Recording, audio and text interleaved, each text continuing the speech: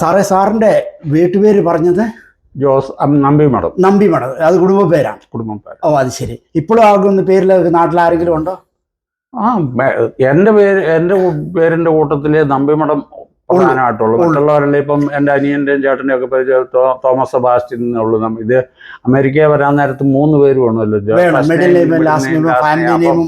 അങ്ങനെ എൻ്റെ പേരിന്റെ കൂടെ നമ്പിമഠം കൂടെ ചേർത്താണ്, ഫാമിലി നെയിം കൂടെ ചേർത്തിട്ടുള്ള. അപ്പം ഇപ്പൊ ചുരുക്കി പറഞ്ഞാല് എൻ്റെ ഒരു കസിന് പാട്ടുകളൊക്കെ എഴുതുന്ന ഒരാളുണ്ട്. ഒരു പുള്ളി തോമസ് നമ്പിമഠം എന്നാണ് പേര് എഴുതുന്നുണ്ടല്ലേ?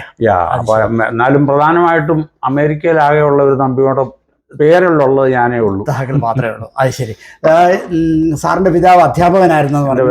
അത് കാത്തലിക് മാനേജ്മെന്റ് സ്കൂളിലായിരുന്നു? അല്ല, വടക്കേക്കര പിന്നെ ഈ ഗവൺമെന്റ് സ്കൂളിലെ അധ്യാപകനായിരുന്നു. അത് ശരി. ചങ്ങനാശ്ശേരി വരുന്നതിന് മുമ്പ് അദ്ദേഹം എവിടെയൊക്കെ ജോലി ചെയ്തിരുന്ന ഓർമ്മയുണ്ടോ? ചെയ്തിട്ടുണ്ട്. തിരുവനന്തപുരത്തോ അവിടെ ഇവിടെ 1-2 സ്ഥലത്തിന്റെ പേര് പറഞ്ഞ ഞാൻ പക്ഷെ ഓർക്കുന്നില്ല. സർക്കാർ സ്കൂളിൽ അധ്യാപകൻ. അതുകൊണ്ട് നേരത്തെ പല ദൂരെയുള്ള തിരുവനന്തപുരത്തോ ഉൾപ്രദേശങ്ങളിൽ ആദ്യം ദൂരേക്കൊക്കെയാണ് കിട്ടിയത്. അത് കഴിഞ്ഞിട്ട് പിന്നെ എൻ്റെ ഓർമ്മ മുതല് ചങ്ങനാശ്ശേരി തന്നെയുണ്ട്. വടക്കേക്കരയാണ്. അത് ശരി. വടക്കേക്കര ചങ്ങനാശ്ശേരിയുടെ അടുത്തുള്ള വടക്കേക്കര എന്ന് പറഞ്ഞാൽ ചങ്ങനാശ്ശേരിയിൽ നിന്ന് ഒരു 2-3 മൈൽ ദൂരം വരും. ചെത്തിപ്പുഴ പറഞ്ഞാൽ കുറച്ചുകൂടെ ആൾക്കാർക്ക് അറിയാം.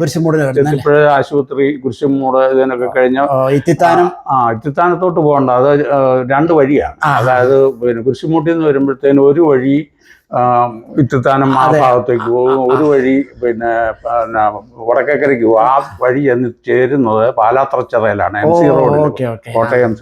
അപ്പം ശരിക്കും പറഞ്ഞാൽ വാഴൂർ റോഡിനും കോട്ടയം MC റോഡിനും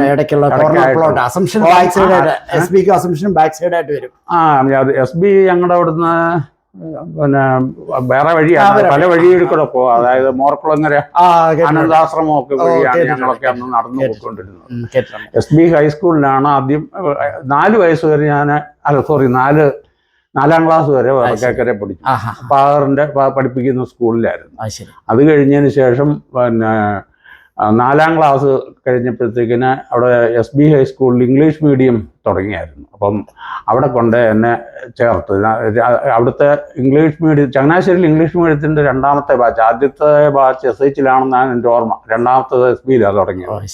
അവിടുത്തെ 2ാമത്തെ ബാച്ചിലാണ് ഞാൻ 5ാം ക്ലാസ് മുതൽ പഠിത്തം തുടങ്ങിയത്. അന്ന് ഇംഗ്ലീഷ് മീഡിയം തുടങ്ങാനുള്ള കാരണം എന്തെങ്കിലും അറിയാമോ?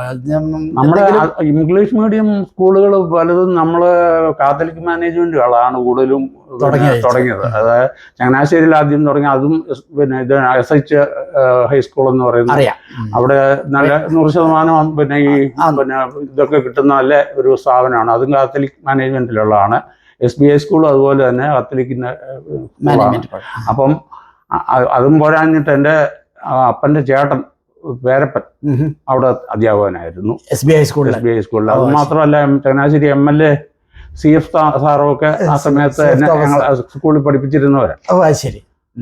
അങ്ങനെ നല്ല പ്രശസ്തരായ അധ്യാപകന്മാരൊക്കെ അവിടെ ഉണ്ടായിരുന്നു. അപ്പം അത് ഇംഗ്ലീഷ് മീഡിയം തുടങ്ങാന്നുള്ള അന്നത്തെ കാലത്ത് ഇംഗ്ലീഷ് മീഡിയത്തിന് നല്ല ഡിമാൻഡുള്ള കാലമാണ്. അപ്പം ചങ്ങനാശ്ശേരിയിൽ ആദ്യത്തെ SH തുടങ്ങി, 2ാമത് ചങ്ങനാശ്ശേരി SB ഹൈസ്കൂളിൽ തുടങ്ങിയപ്പോൾ എന്നെ 5ാം ക്ലാസ് മുതൽ അവിടെ ചേർത്തു. അങ്ങനെ ബുദ്ധിമുട്ടായിട്ട് തോന്നിയിരുന്നു തുടക്കത്തിൽ? അത് ഇൻട്രസ്റ്റ് ആയിരുന്നു?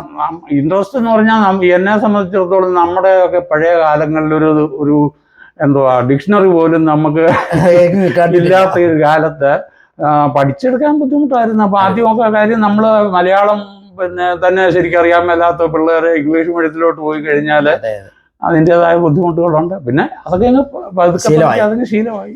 അന്ന് പഠിപ്പിച്ച സാർമാര് ഇംഗ്ലീഷിൽ എങ്ങനെയായിരുന്നു? ഇംഗ്ലീഷിൽ തന്നെ പറയണോ എടുക്കണമെന്ന് നിർബന്ധമായിരുന്നു. അവിടെ പിന്നെ ഒരു OJ വർഗീസ് സാർ എന്നും പറഞ്ഞ ഒരാളുണ്ടായിരുന്നു ഇംഗ്ലീഷ് പഠിപ്പിക്കുന്നത്. പിന്നെ ക്ലാസ് ടീച്ചർ നേരത്തെ ഒരു തൈക്കാട്ടുശ്ശേരി സാർ നാടകമൊക്കെ എഴുതുന്ന ഒരു അധ്യാപകനായിരുന്നു. നല്ല കഴിവുള്ള ആ സാറായിരുന്നു നേരത്തെ ക്ലാസ് ടീച്ചർ. പോയി കഴിഞ്ഞാൽ 7ാം ക്ലാസ് വരുമ്പോഴത്തേക്ക് OJ വർഗീസ് സാർ എന്നും പറഞ്ഞൊരു സാറാണ്. പുള്ളി ക്ലാസ്സിലിങ്ങനെ പഴമൊക്കെ കൊണ്ടുവന്ന് വെച്ച് പിള്ളേർക്ക് ഓരോരുത്തരെ വിളിക്കും. എന്നിട്ട് തിന്നോണ്ടിരിക്കുന്നവരെ ചോദിക്കും, വാട്ട് യു ഡൂയിങ്? കാരണം നമ്മൾ പറയണം, പഴം വായിട്ടുണ്ട്, ഇറക്കാൻ പറ്റില്ല, ഐ എം ഈറ്റിംഗ് ബനാന. എന്നൊക്കെ പറഞ്ഞ് ഇങ്ങനെ വളരെ രസകരമായിട്ടുള്ള ക്ലാസ്സുകളായിരുന്നു. അങ്ങനെ എൻ്റെ പുള്ളിയുടെ ആ സാറിന്റെ വൈഫും പിന്നെ എൻ്റെ ഫാദറിന്റെ കൂടെ വടക്കേക്കര സ്കൂളിൽ പഠിപ്പിക്കുന്ന ടീച്ചറായിരുന്നു. അപ്പൊ അങ്ങനെ കുടുംബപരമായിട്ട് അറിയാം. പിന്നെ കൂട്ടുമ്മൽ സാറ്, നൈനാൻ സാർ എന്ന് പറഞ്ഞ് കണക്ക് പഠിപ്പിക്കുന്ന, അതുപോലെ ഹെഡ് മാസ്റ്റർ എന്ന് പറഞ്ഞ ഒരു കെ ജെ മാത്യു എന്ന് പറഞ്ഞ ഒരാള്. ഇവര് നല്ല അടിയും കിട്ടുമായിരുന്നു. വിദ്യാഭ്യാസ രീതി അതാണല്ലോ, വിദ്യാഭ്യാസ രീതി ചൂരലുകൊണ്ടുള്ള അടിയൊക്കെ ഒത്തിരി കിട്ടുമായിരുന്നു. ഈ ഹെഡ് മാസ്റ്റർ ആണെങ്കിൽ ചൂരലിങ്ങനെ ചൂരലും വെച്ച് ഇങ്ങനെ നടക്കും. എന്നിട്ട് ക്ലാസ്സിൽ ആരെങ്കിലും പുറത്ത് ഇപ്പൊ ആരെങ്കിലും നിർത്തിയിട്ടുണ്ട് അവരെ അടിയും കൊടുക്കും. കണക്ക് സാറന്മാരാണെങ്കിലും ഒത്തിരി അടിയൊക്കെ തന്നു. അതെ. സാർ ഫാദറിനെ പറ്റി പറഞ്ഞു. മദറും സ്കൂളിലെ ടീച്ചറായിരുന്നു. സെയിം സ്കൂളിൽ തന്നെ അല്ല, ജോലി ഇല്ലായിരുന്നു. ഓ, മദർ ഹൗസ് വൈഫ്. ഓക്കെ. അന്ന് അങ്ങനെ പെണ്ണുങ്ങളധികം കുറവാ ഇല്ലെന്നല്ല. എന്നെ പഠിപ്പിച്ച സ്കൂളിൽ ഒത്തിരി പെണ്ണുങ്ങളൊക്കെ ഉണ്ടായിരുന്നു, സ്ത്രീകളൊക്കെ ഉണ്ടായിരുന്നു. പിന്നെ പാർവതി ടീച്ചർ, ജാനകി ടീച്ചർ, അങ്ങനെ കുറച്ച് ടീച്ചർമാരൊക്കെ എനിക്ക് ഓർമ്മയുണ്ട്. പിന്നെ എൻ്റെ മദർ എന്ന് പറഞ്ഞാല് എരവിചിറ തോട്ടക്കാട്ട് പിന്നെ കുടുംബം. അപ്പം അവരൊന്നും അങ്ങനെ വലിയ വിദ്യാഭ്യാസം ഒന്നും ഉള്ള ആൾക്കാരൊന്നും അല്ല. അതെ. അത് ശരി. സാറിന്റെ സിബ്ലിങ്സ്, സാർ എത്രാമത്തെ മകനായിരുന്നു? ഞാൻ ആക്ച്വലി പറഞ്ഞാൽ മൂന്നാമനാണ് കണക്കിൽ. പക്ഷേ എന്നെ മൂത്തത് ഒരു പിന്നെ തോമസ് സെബാസ്റ്റ്യൻ എന്ന് പറഞ്ഞ ഒരാളാണ്. പുള്ളിയുടെ ഇളയതായിട്ട് ഒരാളുണ്ടായിരുന്നു. ആ പുള്ളി ഞാൻ കണ്ടിട്ടില്ല. എൻ്റെ ചെറുപ്പത്തിൽ തന്നെ മരിച്ചു. അങ്ങനെ ഞാൻ കണക്കിന് മൂന്നാമനാണ്. മരിച്ചു കഴിഞ്ഞപ്പോൾ ശരി. വീട്ടിൽ അന്ന് ഇളയത്തുങ്ങളെയൊക്കെ നോക്കുന്ന കാര്യത്തിലൊക്കെ സാറിന് എന്തെങ്കിലും ഓർമ്മ ഉണ്ടോ? അവർ ഞാൻ പറഞ്ഞില്ലേ, ഞങ്ങളെ മൊത്തം പിന്നെ ഈ മരിച്ച ആൾ കൂടാതെ 8 പേരുണ്ടായിരുന്നു. അതില് ഞാൻ മൂന്നാമൻ. കണക്ക് ഞാൻ പറഞ്ഞില്ലേ, കഴിഞ്ഞപ്പോൾ 2 ബാക്കി പിന്നെ 2 സഹോദരിമാരുണ്ട്. പിന്നെ അതിന്റെ ശേഷം 3 ആൺപിള്ളേരായിരുന്നു. അവരൊക്കെ കുഞ്ഞിലെ പിന്നെ എടുത്തുകൊണ്ട് നടക്കുകയൊക്കെ ചെയ്ത ഓർമ്മയുണ്ട്. ശരി. സാറ് കളരിയിലൊക്കെ പോയതായിട്ട്? കളരിയൊക്കെ പറഞ്ഞാൽ അത് ഇപ്പോഴും കവിതകളിൽ പോലും ഞാൻ ലേഖനത്തിലും ഒക്കെ പലപ്പോഴും ചില കവിതകളിലൊക്കെ എഴുതിയിട്ടുണ്ട് അതിനകത്ത്. കളരി എന്ന് പറഞ്ഞാൽ അന്നത്തെ കാലത്ത് ഞങ്ങളുടെ വീടിൻ്റെ അപ്പുറത്ത്, അതായത് വീടിൻ്റെ പുറകിലേക്ക് ഇങ്ങനെ കണ്ടം കിടക്കുക. വീട് പിന്നെ വസ്തു കുറച്ച് നീളത്തിൽ പുറകോട്ട് കിടപ്പുണ്ട്. അതിൻ്റെ പുറകിൽ ഒരു കണ്ടം, അതിൻ്റെ അപ്പുറത്തായിട്ടാണ് ഈ ആശാൻകളരി. പിന്നെ കിട്ടുശാരെന്നോ അങ്ങനെയൊക്കെ ഉണ്ടായിരുന്നു വിളിച്ചിരുന്ന പേര്. അതായത് ആശാൻ എന്ന് പറഞ്ഞാൽ എൻ്റെ ഓർമ്മയിൽ ഒരു തോർത്ത് കൊടുത്ത അകത്ത് പോണം കാണാവുന്ന രീതിയിൽ എപ്പോഴും ഒരു ഒറ്റമുണ്ട് ഉള്ളൂ. അത് എടുത്തോണ്ട് നടക്കുന്നതാണ് ആശാൻ. ആശാന്റെ ഓർമ്മകളെന്ന് പറഞ്ഞാൽ കളരി ചെല്ലുമ്പോഴത്തേക്കിന് പിന്നെ ഞാൻ 3-3.5 വയസ്സൊക്കെ ആകുമ്പോഴാണ് നമ്മളെ കളരി ചേർക്കുന്നത്. പുള്ളി ഒരു കുഴപ്പമില്ല വെച്ചാൽ ഈ അകംതൊടയിലാണ് പിച്ച് തരുന്നത്. അത് വൈകിട്ട് അമ്മ കുളിക്കാൻ വിളിക്കുമ്പോഴത്തേന് നമ്മൾ തൊലിയൊക്കെ കരിവാളിച്ച് കിടക്കുന്നത് കണ്ടിട്ടുണ്ട്. അത് കാരണം എനിക്ക് കളരി പോകാൻ പേടിയാണ്. അത് കഴിഞ്ഞപ്പോൾ കുസൃതി കാണിച്ചതിനാണോ അതോ നമുക്ക് അന്നത്തെ ഓർമ്മയുണ്ടോ? അന്നത്തെ ഒരു രീതിയാണ് പിച്ചുക, തെല്ലുക, പിച്ചുക. ഇതൊക്കെ അന്നത്തെ അക്സെപ്റ്റബിൾ. കളരി മുതലേ ഉള്ള ഈ പണിഷ്മെന്റ്സ് ആണ് നമുക്ക് കിട്ടിയിരിക്കുന്നത്. അതൊരു അക്സെപ്റ്റബിൾ ഇതാണ്. അന്നാരും ചോദിക്കത്തൊന്നുമില്ല. പിന്നെ അമ്മ വൈകിട്ട് കുളിക്കാൻ പിടിപ്പിക്കുമ്പോഴത്തേക്കിനാണ് എൻ്റെ കാലിലെ ഇപ്പോഴത്തെ പാടൊക്കെ കാണുന്നത്. പക്ഷെ എന്നിട്ടും നിർത്തിയതായിട്ട് എനിക്കറിയില്ല. പിന്നെ ആ പിച്ച് കിട്ടുന്ന പേടി കൊണ്ട് എനിക്ക് കളരി പേടിയായിരുന്നു. കളരി പഠിക്കാനൊക്കെ ഇഷ്ടമാണ്. കാര്യം അവിടെ പോയി ഇരുന്നുകൊണ്ട് ചോദിച്ചാൽ ഒരു ചെറിയൊരു ഷെഡ് പോലെ എടുത്തിട്ട് ഈ മണ്ണൊക്കെ വിരിച്ച്, മുറ്റത്തല്ല, അവരുടെ വീടിന്റെ ഒരു നായർ കുടുംബമാണ്. അതിലെ പിന്നെ മൂത്ത ആളാണ് ഈ ആശാൻ എന്ന് പറയുന്നത്. ആശാന്റെയാണ് കളരി. അപ്പൊ അവിടെ പിന്നെ ഈ തറയില് പിന്നെ മണ്ണ് വിരിച്ചിട്ട് നമ്മൾ വീട്ടിൽ നിന്ന് ഒരു ചെറിയ തഴപ്പായില്ലേ, ചെറിയ ആ തഴപ്പായ ചുരുട്ടി അന്ന് ഓലയില പിന്നെ ഈ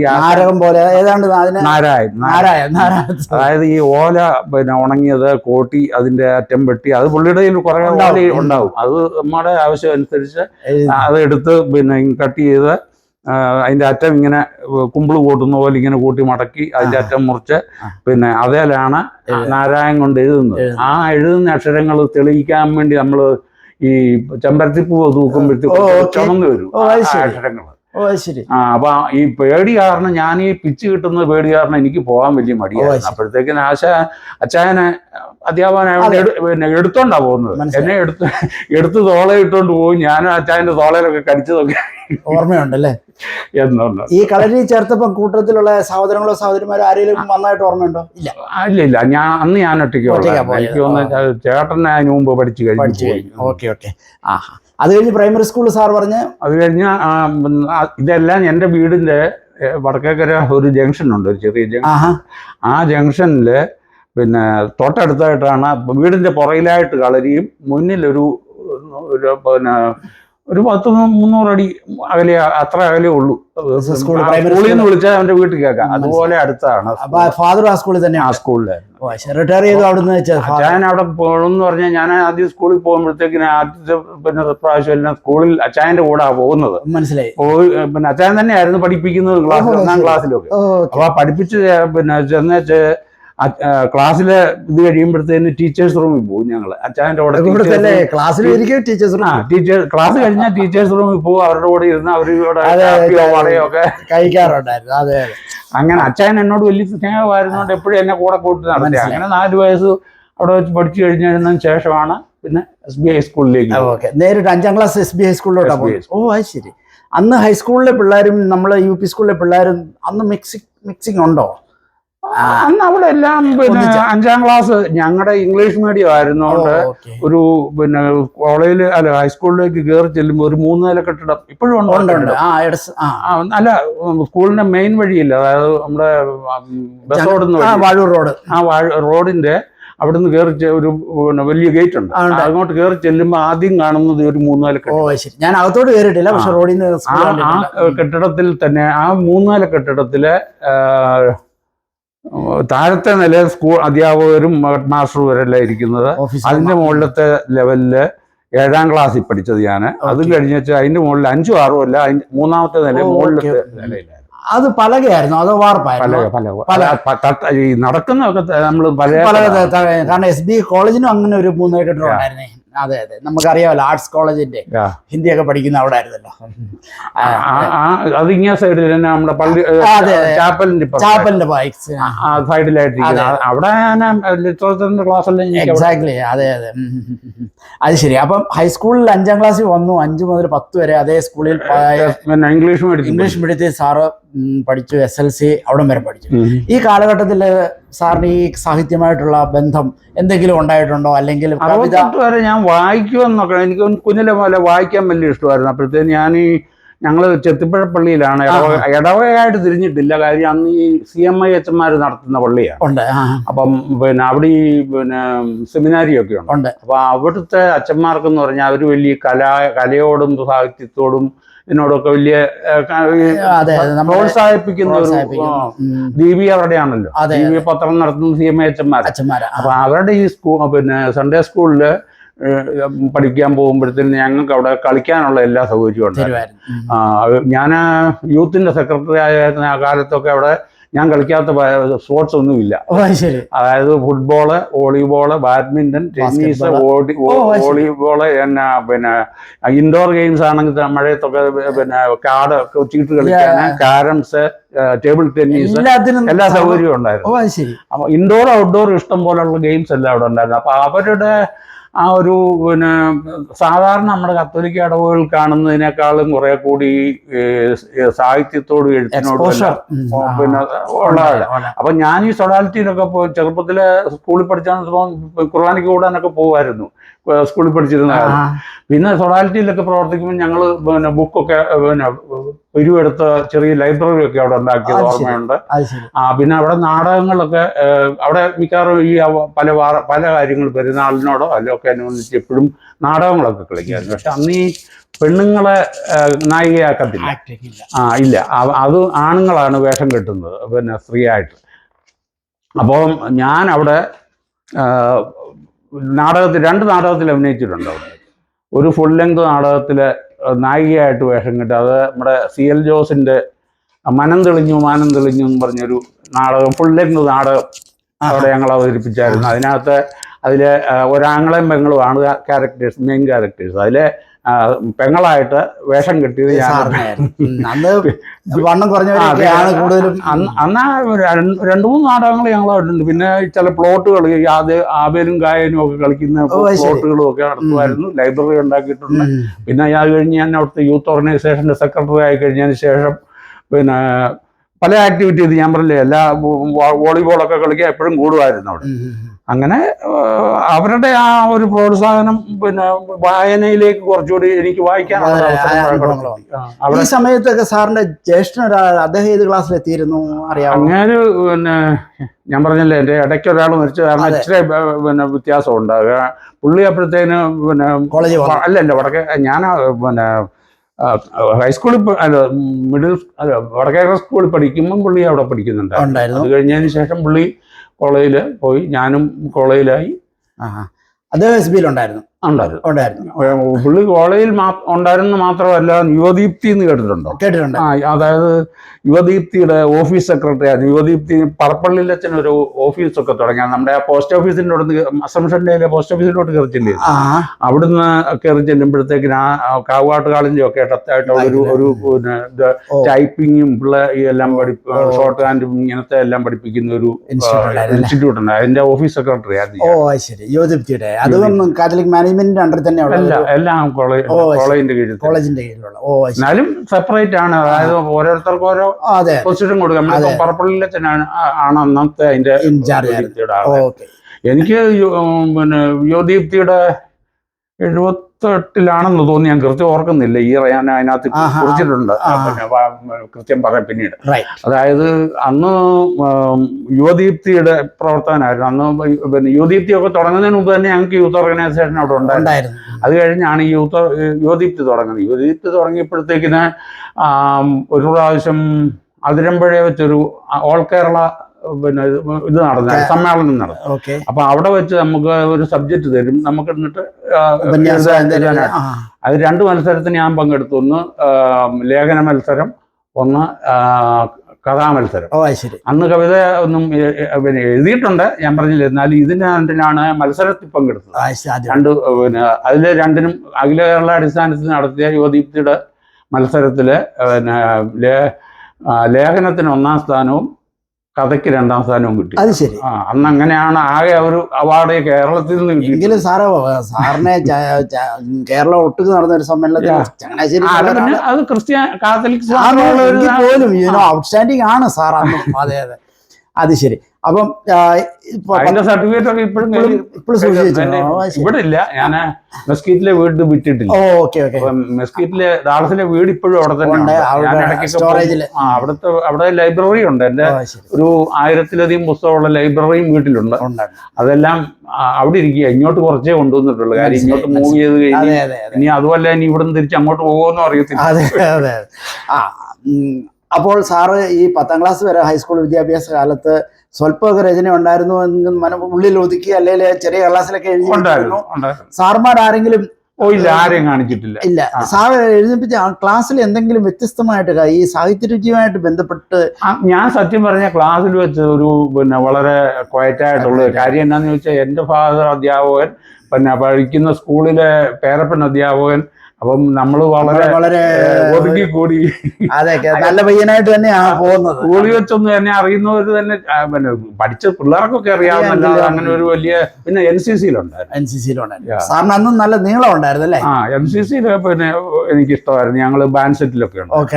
ആ രീതിയിലൊക്കെയാണ്. എന്തെങ്കിലും സാഹിത്യവുമായിട്ട് സ്കൂൾ കാലഘട്ടത്തിൽ ആർക്കും അറിയത്തുമില്ല. ഞാൻ ചെറുതായിട്ടൊക്കെ ഏതാണ്ടൊക്കെ തോന്നി. അന്ന് വലിയ സാഹിത്യ വിവരമൊന്നുമില്ല, പക്ഷെ വായിക്കുമായിരുന്നു. ഒത്തിരി വായിക്കും. അന്നത്തുള്ള ഏതെങ്കിലും എഴുത്തുകാരെയോ ആരെയെങ്കിലും നേരിൽ കാണാനുള്ള അവസരം ഉണ്ടായിട്ടുണ്ടോ? ചങ്ങനാശ്ശേരിയിലെ അല്ലെ തകഴിയോ? അങ്ങനെ പറഞ്ഞു കഴിഞ്ഞാല് പിന്നെ ആദ്യം പറയാനാണെങ്കിൽ ഞങ്ങളുടെ നാട്ടുകാരനാണല്ലോ മുട്ടത്ത് ചെത്തിപ്പുഴയും വടക്കേക്കരയും നേരെ തൊട്ടടുത്ത ഏതാണ്ട് 2-3 ഫർലോങ് ദൂരമേ ഉള്ളൂ വീടുകളിൽ നിന്ന്. അതുമല്ല, മുട്ടത്തുവർക്കിയുടെ ഒരു പാട് ഞങ്ങളുടെ വീടിന്റെ താഴെ, പണ്ട് ഞങ്ങളുടെ ആയിരുന്നു എന്നാ പറയുന്നത് കേട്ടിട്ട്, എനിക്ക് കൃത്യമായിട്ട് അറിയില്ല. അപ്പം ഞങ്ങളുടെ വീടിന്റെ താഴെ കുറെ കണ്ടമുണ്ട്. ആ കണ്ടം അങ്ങനെ വാഴപ്പള്ളി വരെ കാണാം വീട്ടിൽ ഇരുന്നാൽ. ഞങ്ങളുടെ പറമ്പിൽ അവിടെ വാഴപ്പള്ളി റെയിൽവേ ക്രോസും കഴിഞ്ഞ് വാഴപ്പള്ളിയുടെ പള്ളിയുടെ ഈ കുരിശും ഇതെല്ലാം ഞങ്ങളുടെ അവിടെ നിന്നാ കാണാമായിരുന്നു. അപ്പൊ അവിടെ പിന്നെ ഈ മുട്ടത്തുവർക്കിക്ക് ഒരു കണ്ടം ഉണ്ടായിരുന്നു. അപ്പൊ ആദ്യം അത് ഇവർ കൃഷി ചെയ്ത് വെച്ച് പാട്ടത്തിന് കൊടുക്കുകയോ ഏതാണ്ടൊക്കെ ചെയ്ത് കഴിഞ്ഞേച്ച് പിന്നെ അത് തിരിച്ചെടുക്കാൻ വേണ്ടി പുള്ളിക്ക് രണ്ട് കേസൊക്കെ കളിച്ചാണ് കണ്ടം തിരിച്ചു കിട്ടിയപ്പോഴത്തേക്കിന് ആ പാടത്തെ കൃഷി ഇറക്കി പാട്ടുമൊക്കെ പാടി ഈ കൊയ്ത്തുപാട്ടൊക്കെ പാടിക്കൊണ്ട് ആൾക്കാർ ഞാറിൽ നടുന്ന പാട്ടുമൊക്കെ പാടിക്കൊണ്ട് പെണ്ണുങ്ങളെ കൊണ്ട് പാടിപ്പിച്ചു. അപ്പൊ പുള്ളി ഇതെല്ലാം നോക്കാനായിട്ട് ചിലപ്പോഴൊക്കെ അവിടെ വരും. അങ്ങനെ കണ്ടിട്ടുണ്ട്. അതുമല്ല നമ്മുടെ നാട്ടുകാരൻ മാത്രമല്ല, ചെത്തിപ്പുഴ ഞങ്ങളെല്ലാം ഇടവക തിരിഞ്ഞിട്ടില്ലേലും ആ ചെത്തിപ്പുഴ പള്ളിയായിരുന്നു ഞങ്ങൾ സൺഡേ സ്കൂളൊക്കെ പഠിക്കുകയും അതായത് പിന്നെ ഒഫീഷ്യലായിട്ട് ഒരു ഇടവക അല്ലെങ്കിൽ ഞങ്ങളുടെ സ്കൂൾ ഈ സൺഡേ സ്കൂൾ പഠനവും എല്ലാ പഠനങ്ങളും ഖുർആൻ കാണാൻ പോകുന്നതും മാമോസ നോക്കുന്നതും എല്ലാം മരിക്കുമ്പോൾ മാത്രമേ ചങ്ങനാശ്ശേരി പള്ളിക്കൊണ്ടാവും. അപ്പൊ ആ പള്ളിയിലും ആ മെമ്പറായിരുന്നു ഈ മുട്ടത്തുവർക്കി. പിന്നെ അതുപോലെ സ്കൂളിലെ മുട്ടത്തുവർക്കിയുടെ മക്കളൊക്കെ എൻ്റെ കൂടെ പഠിച്ചു, രണ്ടുപേരും എൻ്റെ കൂടെ പഠിച്ചു. ശരി. മുട്ടത്തുവർക്കിയെ കൂടെ വേളൂർ കൃഷ്ണൻകുട്ടിയോ അല്ലെങ്കിൽ ആലുമൂടനെയൊക്കെ എല്ലാവരെയും ആലുമൂടൻ ഞങ്ങളുടെ വീടിന്റെ അടുത്ത് ചെത്തിപ്പുഴ പള്ളി വരുന്ന ആളാണ്. അപ്പം ഞാൻ ചിലപ്പം പിന്നെ ഈ ജോലി കഴിഞ്ഞൊക്കെ നടന്നു വരുമ്പോഴത്തേക്കിന് ചിലപ്പോൾ ചില ദിവസം ഞങ്ങൾ ബസ് കാണത്തില്ല. അപ്പം ഞാൻ ജോലി കഴിഞ്ഞ് രാത്രി ചിലപ്പോൾ നടന്ന് വീട്ടിലോട്ട് വരുമ്പോഴത്തേന് പല പ്രാവശ്യം പുള്ളി ഓരോരുത്തരത്ത് പോയിട്ട് തിരിച്ചു വരുന്ന പിന്നെ ആലുമൂടനെ പല പ്രാവശ്യം എന്നെ പുള്ളിയുടെ വണ്ടിയെ കയറ്റി കൊണ്ടുപോകുന്നുണ്ട്. പുള്ളിയുടെ വണ്ടിയല്ല, പുള്ളി ഓട്ടോറിക്ഷയൊക്കെ എടുത്തായിരിക്കും. അപ്പം ഞാൻ സാധാരണ പോകുന്ന പറഞ്ഞാൽ കുറുക്ക് കയറി എളുപ്പത്തിലുള്ള വഴിയായിരുന്നു. അപ്പൊ അവിടെ വെച്ച് ഇടയ്ക്ക് വെച്ചാലും പുള്ളി വരുന്ന കണ്ട ഉടനെ ആലുമൂടനെ എന്നെ അതുപോലെ ആലുമൂടന്റെ മക്കളൊക്കെ എന്റെ ഫാദർ പഠിപ്പിച്ചിട്ടുള്ളത്. പിന്നെ വേളൂർ കൃഷ്ണൻകുട്ടിയുടെ കാര്യം പറഞ്ഞാൽ ഞാൻ ദീപികയിൽ എഴുതുമ്പോൾ വേളൂർ കൃഷ്ണൻകുട്ടി എനിക്കറിയാം. പിന്നെ തഴിയുടെ കാര്യം പറഞ്ഞാൽ അതിലും ഞാൻ ട്രാൻസ്പോർട്ടിലെ കണ്ടക്ടറായിട്ട് ജോലി ചെയ്തിരുന്നു. അപ്പോൾ പലപ്പോഴും ഞാൻ സ്റ്റേഷൻ മാസ്റ്ററായിട്ടോ ഓഫീസിലോ ഒക്കെ ആയിരിക്കും ഇരിക്കുന്നത്. റിസർവേഷൻ ചെയ്യാൻ സ്റ്റേഷൻ മാസ്റ്ററിലെ അല്ലെങ്കിൽ അനൗൺസ്മെന്റിനൊക്കെ ഇരിക്കുന്ന ഒരു ദിവസം പിന്നെ ഒരു ആള് ഒന്ന് മുറിക്കകത്തോട്ട് കയറി ഞങ്ങളിരിക്കുന്ന ഓഫീസിൽ വന്നേച്ച് ഞങ്ങളുടെ അവിടെ ഇരിക്കുന്ന ഒരു ബെഞ്ചുണ്ട്, അവിടോട്ട് വന്ന ഒരാൾ ഇരിക്കുന്നതാണ്. ആരാന്ന് എനിക്ക് പെട്ടെന്ന് മനസ്സിലായി. ഞാനപ്പോ എന്തോ സ്റ്റേഷൻ മാസ്റ്ററുടെ ജോലി ചെയ്തുകൊണ്ടിരിക്കുക. അപ്പൊ ഞാനും എന്തോ എഴുതിക്കൊണ്ടിരിക്കുമ്പോഴത്തേന് ഒരാൾ ഇങ്ങോട്ട് വന്നിരിക്കുന്നതുണ്ട്. അപ്പൊ അവിടെ ഇരുന്നവരെല്ലാം എഴുന്നേക്കുന്നതാണ്. അപ്പോഴാണ് മനസ്സിലായത് തകഴിയാണ്. അത് കഴിഞ്ഞ് പിന്നീട് ഞാൻ പൊന്നിയേന്ദ്ര സാറിന്റെ വീട്ടിൽ പോയി പൊന്നാടയൊക്കെ കൊടുക്കുകയും കുറെ സാധനങ്ങളൊക്കെ ചെയ്തിട്ടുണ്ട്. വിനയേന്ദ്രൻ എന്ന് പറഞ്ഞ അദ്ദേഹം ചങ്ങനാശ്ശേരിയിലുണ്ട്. വിനയേന്ദ്രൻ സാർ എന്ന് പറഞ്ഞാൽ വലിയ കവിയാണ് വിനയേന്ദ്രൻ സാർ ആണ്. ആക്ച്വലി ഞാൻ ആദ്യത്തെ പുസ്തകത്തിന് എനിക്ക് അവതാരി എഴുതാനായിട്ട് ഞാൻ പിന്നെ അല്ല പുള്ളിയുടെ അടുത്തല്ല, ഞാൻ ഇവിടെ ആദ്യം പിന്നെ ഒന്ന് രണ്ട് പേരെ നമ്മുടെ ക്രിസ്ത്യാനി എഴുത്തുകാരിൽ രണ്ടുപേരോട് ചോദിച്ചു. ഒന്ന് എൻ്റെ അധ്യാപകനായിരുന്ന പിന്നെ പുള്ളി മരിച്ചുപോയി, അവരെ പറ്റി പറയുന്നത് ശരിയല്ല എങ്കിലും ആ ഒരു സക്കറിയ സാറാണ് എന്നെ കോളേജിൽ പഠിപ്പിച്ചത്. അന്ന് പഠിപ്പിച്ചതിലൊരാൾ. അങ്ങനെ ഒരു വലിയ നല്ല അധ്യാപകൻ. അവർ 2-3 പേരുണ്ടായിരുന്നു. NS Subhashan sir, Zacharia sir, പിന്നെ അഞ്ചനാട്ട് സാറ്, പിന്നെ അങ്ങനെ കുറെ പ്രഗത്ഭരായ മലയാളം ഡിപ്പാർട്ട്മെന്റ് ആയിരുന്നു. അപ്പൊ അങ്ങനെ പഠിപ്പിച്ച അധ്യാപകനായതുകൊണ്ട് ഞാൻ ആദ്യമായിട്ടൊരു പുസ്തകം എഴുതിയപ്പോഴത്തേക്കിന് എനിക്ക് പുസ്തകം പ്രസിദ്ധീകരിക്കാനായിട്ട്, അതായത് മൾബറി എന്നോട് താല്പര്യപ്പെട്ടിരിക്കും ഇങ്ങനെ 3 പുസ്തകങ്ങളും കൂടെ ഇറക്കണമെന്ന്. അപ്പം അവർ താല്പര്യം അനുസരിച്ചപ്പോഴത്തേന് ആരെ കൊണ്ടേലും ഒരു അവതാരി എഴുതിപ്പിക്കണമെന്ന് ആഗ്രഹം ഉണ്ടായിരുന്നപ്പോഴത്തേക്കിന് ഞാൻ ഈ പറഞ്ഞ സക്കറിയ സാറിനെയും പിന്നെ വേറെ അന്ന് പ്രശസ്തനായിരുന്ന സാഹിത്യ അക്കാദമിയുടെ ആളായിരുന്ന തരകൻ സാറിനോടും ഒക്കെ എന്റെ ഈ മാറ്റർ എല്ലാം കൊടുത്തു. മാറ്റർ എല്ലാം കൊടുത്ത് രണ്ടുപേരും എഴുതി തന്നില്ല. കുറെ നാൾ രണ്ടുപേരുടെ കയ്യിൽ ഇരുന്ന് ആരും എഴുതി തന്നില്ല. അപ്പൊ എനിക്കൊരു വലിയ വിഷമമായി. KM തരകൻ. അപ്പം തരകൻ സാറിനോടും സക്കറിയ സാറിനോടും ഒക്കെ ഇങ്ങനെ പിന്നെ മാറ്റർ കൊണ്ട് കൊടുത്തു എഴുതി തരാൻ പറഞ്ഞിട്ട് ഒന്നിനും ആരും എഴുതിയില്ല, രണ്ടുപേരും എഴുതിയില്ല. അപ്പൊ എഴുതിക്കഴിഞ്ഞാൽ എനിക്കൊരു വലിയ വിഷമം വരും. കാര്യം ഒന്നാമത്തെ കാര്യം നമ്മൾ തുടക്കക്കാരനാണ്. എനിക്ക് തന്നെ ഒരു ആത്മവിശ്വാസം ഇല്ലാത്ത കാലഘട്ടമാണ് അന്ന്. അപ്പം ഇവർക്ക് രണ്ടുപേരും കൊടുത്ത് നമുക്ക് അർഹത ഇല്ലാഞ്ഞിട്ടായിരിക്കാം നമ്മുടെ ഒരു അസംഷൻ. അങ്ങനെ ഇരുന്നപ്പോഴത്തേക്കിനാണ് ഞാൻ നാട്ടിൽ ചെന്നു. നാട്ടിൽ ചെന്നപ്പോൾ ഒരു ദിവസം അപ്പം വിനേന്ദ്ര സാറിന് അതിനു മുമ്പ് തന്നെ എനിക്ക് പരിചയമുണ്ട്. ഇവിടെ അങ്ങേരെ വലിയ പ്രശസ്തനായ കവിയായിരുന്നു. മാത്രമല്ല അദ്ദേഹം പിന്നെ എന്തുവാ മഹാത്മാഗാന്ധി യൂണിവേഴ്സിറ്റി തുടങ്ങിയപ്പോഴത്തേന് സ്കൂൾ ഓഫ് ലെറ്റേഴ്സിന്റെ ഹെഡായിട്ട് വരികയൊക്കെ ചെയ്തു. അങ്ങനെ ഇരുന്ന അധ്യാപകനായിരുന്നു. അപ്പോൾ അതിനു മുമ്പ് ഇവിടെ ഞാൻ ലാനായുടെ സമ്മേളനത്തിനാണ് ഫൊക്കാനയുടെ സമ്മേളനത്തിന് വേണ്ടി പുള്ളിയെ പിന്നെ ഞങ്ങൾ പല സാഹിത്യകാരന്മാരെ കൊണ്ടുവരുന്ന ഒരു പതിവ് നാട്ടിൽ നിന്ന്. അങ്ങനെ ഒരു പ്രാവശ്യം ഞാൻ ഇനിഷ്യേറ്റീവ് എടുത്താണ് പുള്ളിയെ കൊണ്ടുവന്ന്. പുള്ളി വന്ന് ഞങ്ങളുടെ വീട്ടിൽ വരികയൊക്കെ ചെയ്യും, പാട്ട് പാടുകയൊക്കെ ചെയ്തിട്ടുണ്ട്. അപ്പൊ ആ ഒരു പരിചയം വെച്ചുകൊണ്ട് ഞാൻ നാട്ടിൽ ചെന്നപ്പോഴത്തേക്കിന് സാറിനോട് എഴുതി തരാൻ എനിക്കൊരു ചോദിക്കാനൊരു മടി. കാര്യം ഇത്ര 2 പ്രശസ്തർ നമുക്ക് തരാഞ്ഞപ്പം നമുക്ക് അതിനുള്ള അർഹത ഇല്ലായിരിക്കും, ഒരു പേടിയുണ്ട് മനസ്സിൽ. അപ്പം സാറിനെ ഇങ്ങനെ വിളിച്ചു. ഒരു ദിവസം രാവിലെ ഒരു 7 മണിയായപ്പോൾ ഞാൻ ഉണ്ടെന്ന് വെച്ച് സാറിനെ വിളിച്ചു കോട്ടയത്തോട്ട് വിളിച്ചു. സാറേ, ഇങ്ങനെ എനിക്കൊരു പുസ്തകം ഇങ്ങനെ ഞാൻ ഇറക്കുന്നുണ്ട്, എനിക്കൊരു അവതാരിക കിട്ടിയാൽ കൊള്ളാവുന്നുണ്ട്. അപ്പം സാർ എഴുതി തരണമെന്നാണ് എനിക്ക് ചോദിക്കാൻ വന്നത്. പക്ഷേ വിഷമം കാരണം ഞാൻ ചോദിച്ചില്ല. അത്രേ ഉള്ളൂ, നീ ഒരു 10 മണി ആകുമ്പോഴത്തേന് ചങ്ങനാശ്ശേരി സ്റ്റാൻഡിലോട്ട് വന്നേക്കാം. ശരി. അതായത് രാവിലെ 7 മണിക്കായി വിളിക്കുന്നു. എന്നോട് പറയുക 10 മണി ആകുമ്പോഴത്തേന് നീ സ്റ്റാൻഡിലോട്ട് വന്നേക്കെ, ഒരു 2-3 ദിവസത്തേക്കിനുള്ള സാധനങ്ങളും കൂടി എടുത്തോണമെന്നും പറഞ്ഞു. ശരി. എവിടോട്ടാ പോകുന്നൊന്നും ഒന്നും പറഞ്ഞിട്ടില്ല. ചങ്ങനാശ്ശേരി സ്റ്റാൻഡിൽ 10 മണിയാകുമ്പോൾ വന്നേക്കണമെന്ന് പറഞ്ഞു. ഞാൻ അതുമാതിരി പെട്ടെന്ന് എല്ലാം റെഡിയാക്കി അവിടെ പിന്നെ സ്റ്റാൻഡിൽ ചെന്ന് അവിടെ നോക്കി നിൽക്കുക. അപ്പോഴത്തേക്കിന് ഒരു പുള്ളി വന്ന് പുള്ളിയെ ബസ്സിന് തല പുറത്തോട്ടിട്ട് കാണിച്ചു കയറി വരാം. അപ്പം ബസ് എങ്ങോട്ടാ പോകുന്നത് എനിക്കറിയത്തില്ല. സാറ് വിളിച്ചു, സാറിനെ കണ്ടു, സാറിൻ്റെ കൂടെ പോയി. അങ്ങനെ തിരുവനന്തപുരത്ത് ചെന്ന് ആദ്യം എന്നെ കൊണ്ടുപോയത് നമ്മുടെ എന്തുവാ റോസ്മേരിയുടെ അടുത്തേക്കാണ്. റോസ്മേരി അപ്പൊ ആ റോസ്മേരിയുടെ വീട്ടിൽ എന്നെ കൊണ്ടുപോയി. അത് കഴിഞ്ഞ് വെച്ച് പിന്നെ വിഷ്ണുനാരായണ നമ്പൂതിരിയുടെ വീട്ടിൽ കൊണ്ടുപോയി. അങ്ങനെ അന്ന് തിരുവനന്തപുരത്ത് പിന്നെ ഉണ്ടായിരുന്ന പ്രശസ്തരായ പലരുടെയും വീട്ടിൽ എന്നെയും കൂട്ടിക്കൊണ്ടുപോയി സാറ്. ഈ റോസ്മേരിയുടെ വീട്ടിലും വിഷ്ണുനാരായണ നമ്പൂതിരിയുടെ വീട്ടിലും 2-3 വീടുകളിൽ 3-4 സ്ഥലങ്ങളിലെല്ലാം കയറി വെച്ച് അവസാനം ഇരുട്ടിയപ്പോഴത്തേക്കിനും ഒരു വീട്ടിലോട്ട് ചെയ്തു. പിന്നെ അവൻ ആരായെത്താന്നൊന്നും ഞാനോർത്ത് സാറിൻ്റെ വല്ല കൂട്ടുകാരെ കാണാൻ പോവായിരിക്കും എന്നാണ് ധരിച്ചത്. അപ്പോൾ എന്നെ പുറത്തിരുത്തിയേച്ച് ഉള്ളി അകത്ത് പോയി സാറുമായിട്ട് ഇറങ്ങി വരുന്ന കണ്ടപ്പോഴാണ് മനസ്സിലായത് അത് പിന്നെ അയ്യപ്പ പണിക്കര് സാറാണ്. അയ്യപ്പ പണിക്കര് സാർ എന്ന് പറഞ്ഞാൽ മലയാള സാഹിത്യത്തിൽ അന്നത്തെ ഉത്തരാധുനികതയുടെ തലതൊട്ടപ്പൻ എന്ന് പറയുന്ന സ്ഥാനമുള്ള, അതും അവിടുത്തെ യൂണിവേഴ്സിറ്റി പഠിപ്പിക്കുന്ന അധ്യാപകനും അങ്ങനെ പിന്നെ വളരെ മലയാള സാഹിത്യത്തിലെ ആദ്യത്തെ പേരുള്ള ഒന്നാണ് അന്നത്തെ ആ സാറിനെ പോലെ ഒരാളെ കാണുക എന്ന് തന്നെ എന്റെ സ്വപ്നത്തിൽ പോലും ഇല്ലാത്ത ഒരു കാര്യമാണ്. ഇവരുടെ എല്ലാം വീട്ടിൽ പോയ വെച്ച് തിരിച്ച് അവസാനം അവിടെ ചെന്ന് പുള്ളി തന്നെ എന്ന് വെച്ച് പിന്നെ ഇതെല്ലാം എൻ്റെ കവിതയുടെ ഇതെല്ലാം കൈ കൊടുത്തു.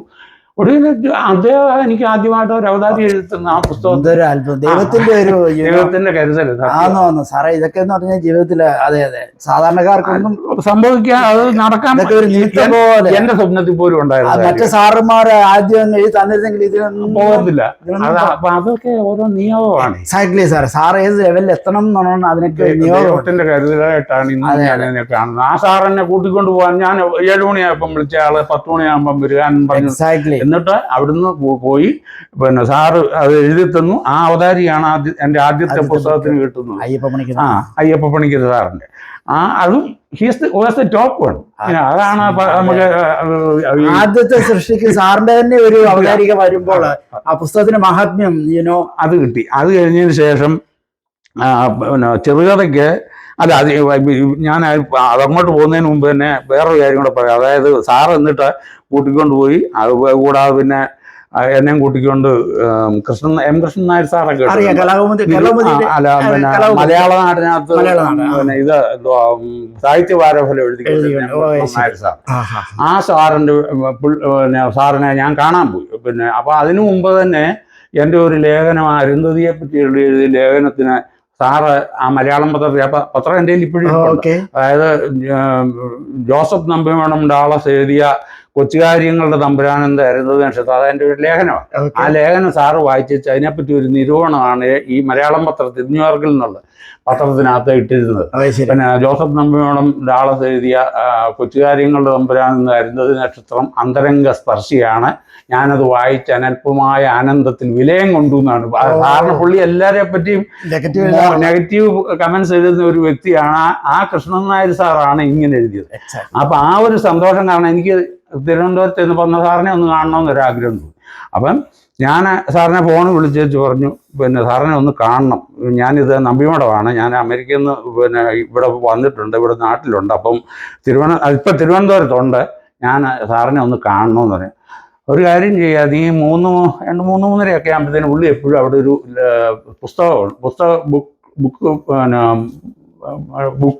പുസ്തകം വെക്കുന്ന ഒരു കടയുണ്ട്. അവിടെ ഇവര് ഈവനിങ് ആകുമ്പോഴത്തേന് സാറിൻ്റെ ആരാധകരും കുറേ പേര് ഇങ്ങനെ അവിടെ വന്ന് ഇരിക്കും.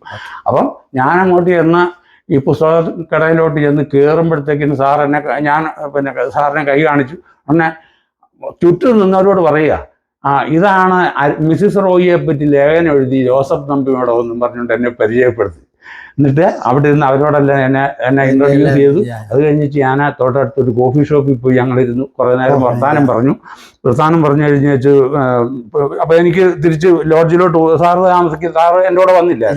അപ്പോൾ അവിടെ പോയി തിരിച്ചു പോകാൻ വേണ്ടി ഞാൻ സാറിനോട് യാത്ര പറഞ്ഞേച്ച് ഞാൻ ഇറങ്ങിയപ്പോഴത്തേന് പുള്ളി എൻ്റെ കൂടെ ഇറങ്ങി വന്നേച്ച് വഴിയിൽ നിന്നേ. അപ്പം ഞാനൊരു ഓട്ടോയ്ക്ക് കൈ കാണിച്ചപ്പോഴത്തേന് അദ്ദേഹം ഞാനൊന്നും പറയാതെ എൻ്റെ തലയെ കൈവച്ച് അനുഗ്രഹിച്ചു.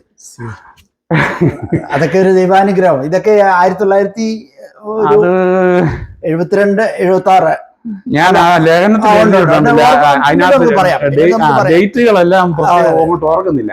അത് കഴിഞ്ഞ് കഥയുടെ സമാഹാരത്തിന് അവതാരിക എഴുതിയത് കോഴിക്കോട് യൂണിവേഴ്സിറ്റിയുടെ മലയാളം ഡിപ്പാർട്ട്മെന്റ് തലവനായിരുന്ന ഡോക്ടർ എം ബഷീറാണ് അതിനെഴുതിയത്. അങ്ങനെ ചുരുക്കി പറഞ്ഞ 3 പുസ്തകത്തിന്, ഒന്ന് അയ്യപ്പ പണിക്കർ സാറ്, ഒന്ന് ഡോക്ടർ പിന്നെ എം ബഷീർ, പിന്നെ മൂന്നാമത്തെ പുസ്തകത്തിന്റെ തലയ്ക്കല് എം കൃഷ്ണൻ നായർ എഴുതിയ കമന്റും കൂടെ ചേർത്താണ്. അങ്ങനെ ഈ 3 പേരുടെയും കയ്യൊപ്പതിൽ പൊതിഞ്ഞു. പിന്നീട് 4ാമത്തെ പുസ്തകം 2004 പ്രസിദ്ധീകരിച്ചു. അപ്പോൾ 2004 പ്രസിദ്ധീകരിച്ചപ്പോഴത്തേക്കിന് അതിനും ഈ പറഞ്ഞ മാതിരി ഒരു അവതാരിക ആരെ കൊണ്ട് എഴുതിക്കണമെന്ന് പറഞ്ഞ് ഇങ്ങനെ ഇരുന്നപ്പോഴത്തേക്കിനാണ് എൻ്റെ ഒരു സുഹൃത്താണ് KP രാമനുണ്ണി. രാമനുണ്ണി എൻ്റെ ബ്രദറല്ലേ? അതുമായിട്ടൊന്നും വന്നില്ല, ഇത് കോഴിക്കോട്ടാണ്. അപ്പം രാമനുണ്ണി എന്നോട് പണ്ട് മുതലേ വലിയ കാര്യമാണ്. ഞങ്ങൾ അടുത്ത സുഹൃത്തുക്കളാണ്, പലപ്പോഴും ഇവിടെ പൊക്കാനേക്കും ഒക്കെ വരുമ്പോഴും പല സ്ഥലത്തും കണ്ടിട്ടുണ്ട്. അപ്പം പിന്നെ ഇതിൻ്റെ പുസ്തകം പിന്നെ 4ാമത്തെ പുസ്തകം ഇറക്കാൻ നേരത്തെ എനിക്കിങ്ങനെ അവതാരിക വേണമെന്ന് പറഞ്ഞപ്പോഴത്തേക്കും പുള്ളിയാണ് വിളിച്ചത്. തോണാക്ഷിയുടെ ധൈര്യമുണ്ട് നമുക്ക്. നമ്മൾ രാമനണ്ണിയെ വിളിച്ചിട്ട് ഇങ്ങനെ ഒരു അവതാരിക വേണമെന്ന് പറഞ്ഞ് പുള്ളി പിന്നെ നമ്മുടെ ഇങ്ങനെ മധുസൂദനൻ നായർ പിന്നെ അതായത് പിന്നെ ഇതെഴുതിയിട്ടില്ലേ, എന്തോ നാറാണത്ത് പ്രാന്തൻ കവിതയൊക്കെ എഴുതിയ ഭയങ്കര പ്രശസ്തമായിട്ടുള്ള കവിതയാണ് അത്. അങ്ങനെ തുമ്പ സെന്റ് സേവിയേഴ്സിലെ മലയാളം ഡിപ്പാർട്ട്മെന്റിന്റെ ഇരിക്കുന്ന കാലത്ത് അധ്യാപകനുമായിരുന്നു. അതായത് യൂണിവേഴ്സിറ്റി ലെവലിലുള്ള തലത്തിലുള്ളവരാണ് ഈ എന്റെ പുസ്തകങ്ങളുമായിട്ടുള്ള എഴുതിയതൊക്കെ. അപ്പം ആ സാറിനെ രാമനുണ്ണി ബന്ധപ്പെട്ട് എനിക്ക് അവതാരിക മേടിച്ചു തന്നു. അത് പ്രസിദ്ധീകരിച്ചത് കോഴിക്കോട്ട് പ്രസ് ക്ലബ്ബിൽ വെച്ചായിരുന്നു. 2004 എൻ്റെ പ്രകാശനം നടത്തി. അതിനുവേണ്ടി കനിമൊഴിയാണ് പുള്ളി എല്ലാം അറേഞ്ച് ചെയ്ത്. ഞാനിവിടെ ഇരിക്കുക. അപ്പം അതെല്ലാം പുള്ളി പിന്നെ രാമനുണ്ണി ആണ് അറേഞ്ച് ചെയ്തത്. അത് പിന്നെ എന്തോ ഈ കനിമൊഴി എന്ന് പറഞ്ഞാൽ അറിയാമല്ലോ, അതായത് പിന്നെ തമിഴ്നാട് മുഖ്യമന്ത്രിയുടെ മകള്. നമ്മുടെ കരുണാനിധിയുടെ മകളല്ലേ? കരുണാനിധിയാണ്. അല്ലല്ല, ഇപ്പോഴത്തെ സ്റ്റാലിന്റെ പെങ്ങളല്ലേ കനിമൊഴി? എനിക്ക് ആ ബന്ധം എനിവേ കനിമൊഴി ആണ് അന്ന് പുള്ളി അറേഞ്ച് ചെയ്തത്. അന്ന് എഴുത്തുകാരിയാണ്. അപ്പം പുള്ളിക്കാരത്തെ കൊണ്ടുവരാനായിരുന്നു രാമനുണ്ണി പ്ലാൻ ഇട്ടെങ്കിലും പുള്ളി വന്നില്ല. അതിന് പകരം ഒരു കന്നഡ കവിയെ കൊണ്ട്, പിന്നെ കന്നഡ കവി ഉണ്ടായിരുന്നു, ഡോക്ടർ എം ബഷീർ ഉണ്ടായിരുന്നു, കാരശ്ശേരി മാഷുണ്ടായിരുന്നു. ഓക്കെ. അങ്ങനെ ഒത്തിരി പാറക്കടവ്, പി കെ പാറക്കടവ്, അങ്ങനെ ഒത്തിരി പ്രഗത്ഭരുടെ ഇടയിൽ വെച്ച് പിന്നെ കോഴിക്കോട് പ്രസ് ക്ലബ്ബിൽ വെച്ചാണ് ആ പുസ്തക പ്രകാശനം. വളരെ സന്തോഷം സാറേ. നമുക്കേ ഈ എപ്പിസോഡ് ഇവിടെ ഈ അവതാരികയിൽ നിർത്താം. നമുക്ക് കുറച്ചുകൂടെ കാര്യങ്ങളൊക്കെ മുന്നോട്ട് പോയിട്ട് വേണം സാഹിത്യത്തിലോട്ട് കിടക്കാൻ. ആയിക്കോട്ടെ. അപ്പൊ നമുക്ക് ഒരു പാട്ട് സാറിന്റെ ഒന്ന് കേൾക്കാം. പുറത്തോട്ട് നിർത്തിയായിരുന്നു.